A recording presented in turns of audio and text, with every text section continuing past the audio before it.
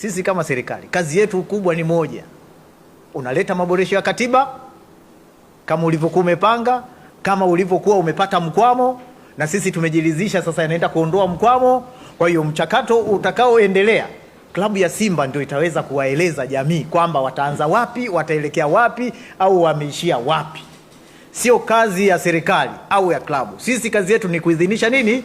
Maboresho ya katiba na si vinginevyo.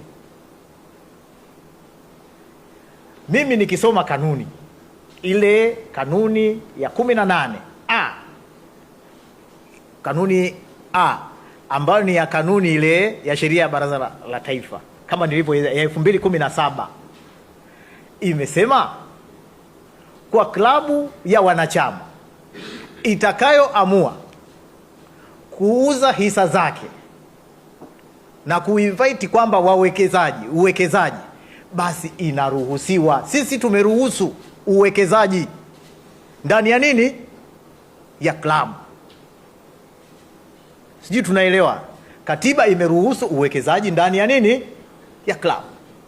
Watakuwa wawili, watatu, wanne, 10, 20. Ni klabu ya Simba yenyewe ndio itakayoamua kwa mujibu wa kanuni. Hii imeruhusu nini? Uwekezaji. Na mimi neno uwekezaji linaeleweka. Lina umoja, lina wingi, lina nini, limebeba maudhui kwa upana. Limetoa tafsiri kwa upana. Kwa hiyo hayo yote yatafanyika na klabu ya Simba.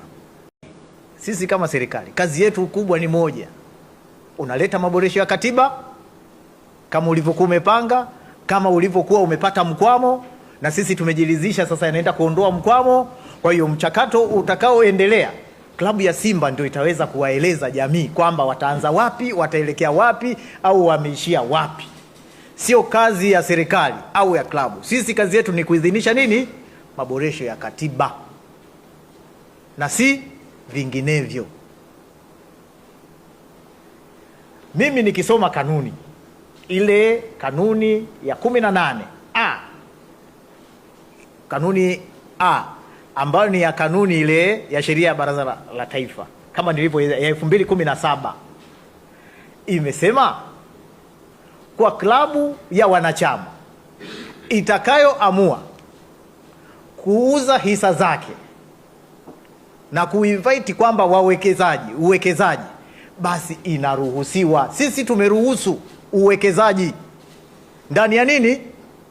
Ya klabu. Sijui tunaelewa. Katiba imeruhusu uwekezaji ndani ya nini? Ya klabu. Watakuwa wawili, watatu, wanne, 10, 20. Ni klabu ya Simba yenyewe ndio itakayoamua kwa mujibu wa kanuni. Hii imeruhusu nini? Uwekezaji. Na mimi neno uwekezaji linaeleweka. Lina umoja, lina wingi, lina nini, limebeba maudhui kwa upana. Limetoa tafsiri kwa upana. Kwa hiyo hayo yote yatafanyika na klabu ya Simba.